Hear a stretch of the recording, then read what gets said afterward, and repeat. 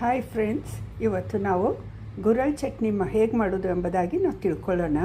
ಅದಕ್ಕೆ ಬೇಕಾಗುವ ಪದಾರ್ಥಗಳು ಈ ಗುರಳ್ಳು ಅದಕ್ಕೆ ನಾವು ಕನ್ನಡದಲ್ಲಿ ಗುರಳ್ಳು, ಈ ಕಡೆ ಸೈಡ್ ಗುರಳ್ಳೂ ಅಂತೀವಿ, ಅದಕ್ಕೆ ಹುಚ್ಚೆಳ್ಳು ಅಂತಾರೆ, ಮತ್ತು ನೈಗರ್ ಸೀಡ್ಸ್ ಎಂಬುದಾಗಿ ಇಂಗ್ಲೀಷ್ನಲ್ಲಿ ಅಂತಾರೆ. ಇದನ್ನು ನಾವು ಯಾವ ರೀತಿ ಈ ಚಟ್ನಿ ಮಾಡಬೇಕೆಂಬುದಾಗಿ ನಾವು ನೋಡಿಕೊಳ್ಳೋಣ. ಅದಕ್ಕೆ ಬೇಕಾಗಿರುವಂಥ ಅದು ಚಟ್ನಿ ಪೌಡರ್ ಆಗುತ್ತೆ. ಅದನ್ನು ನೀವು ಸೇವ್ ಮಾಡಿಟ್ಟುಕೊಂಡು ಯಾವಾಗ ಬೇಕಾದರೂ ಅದನ್ನು ನೀವು ಊಟದ ಜೊತೆಗೆ ಹಚ್ಕೋಬೋದು. ಇದನ್ನು ಬಿಸಿ ಮಾಡಿಕೊಂಡು ಇದು ಚಟಪಟ ಅಂತ ಹೇಳಿ ಅನ್ನೋವರೆಗೂ ಇದನ್ನು ನಾವು ಫ್ರೈ ಮಾಡ್ಕೊಳ್ಬೇಕಾಗ್ತದೆ.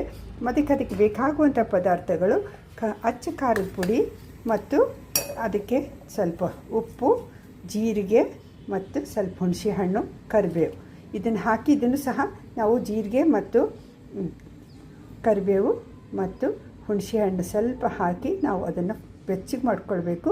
ಇದು ಬೆಚ್ಚಗಾದ ಮೇಲೆ ಇದ್ರ ಜೊತೆನೇ ನಾವು ಕೂಡಿಸಿ ಅದನ್ನು ಗ್ರೈಂಡ್ ಮಾಡಿಕೊಳ್ಬೇಕು.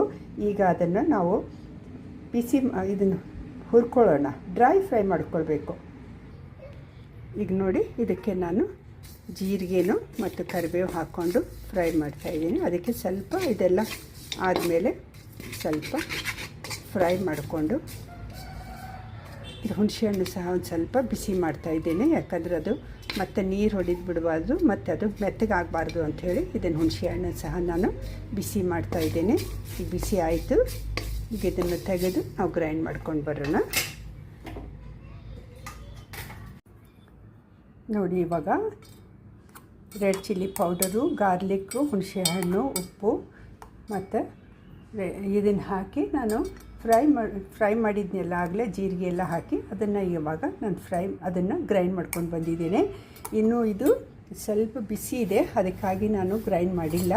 ಇವಾಗ ಇದು ಗ್ರೈಂಡ್ ಮಾಡಿ ಸಪ್ರೇಟ್ ಗ್ರೈಂಡ್ ಮಾಡ್ತೀನಿ, ಯಾಕಂದರೆ ಇದು ಒಂದು ಸ್ವಲ್ಪ ಮತ್ತು ಮೆತ್ತಗೆ ಆಗ್ಬೋದು ಅಂಥೇಳಿ. ಈಗ ಇದೆಲ್ಲ ಮತ್ತು ನೆಕ್ಸ್ಟ್ ಇವಾಗ ಇದು ಕೋಲ್ಡ್ ಆದಮೇಲೆ ಇದನ್ನು ಕೂಲ್ ಆದಮೇಲೆ ನಾನು ಅದನ್ನು ಗ್ರೈಂಡ್ರಿಗೆ ಹಾಕ್ತೀನಿ. ಆವಾಗ ಇದನ್ನು ಸಹ ಅದನ್ನು ಮಿಕ್ಸ್ ಮಾಡ್ತೀನಿ.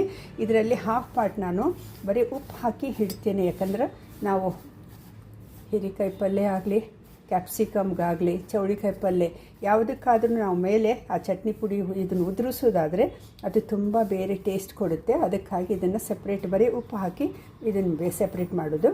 ಇದರಲ್ಲಿ ನಾವು ಎಲ್ಲ ಈಗ ಗ್ರೈಂಡ್ ಮಾಡಿದಂಥ ಎಲ್ಲ ಸಾಮಗ್ರಿಗಳನ್ನ ಹಾಕಿಕೊಂಡು ಸಪ್ರೇಟಾಗಿ ಚಟ್ನಿ ಪುಡಿ ಮಾಡೋದು. ಚಟ್ನಿನ ಎಲ್ಲ ಥರದ ಊಟಕ್ಕೆ ನೀವು ಉಪಯೋಗಿಸ್ಕೊಳ್ಬೋದು. ವೆಜಿಟೇರಿಯನ್ ಫುಡ್ಗೆ ನೀವು ಇದನ್ನು ಉಪಯೋಗಿಸ್ಕೊಂಡು ರೊಟ್ಟಿ ಜೊತೆ ಆಗಲಿ, ಚಪಾತಿ ಜೊತೆ ಆಗಲಿ, ಅನ್ನದ ಜೊತೆ ಆಗಲಿ ಇದನ್ನು ಮೊಸರು ಹಾಕ್ಕೊಂಡು ತಿನ್ನೋದಾದರೆ ತುಂಬ ಚೆನ್ನಾಗಿ ಟೇಸ್ಟಿಯಾಗಿರುತ್ತೆ. ಇದನ್ನು ನೀವು ಸಹ ಮಾಡಿ ನೋಡಿರಿ.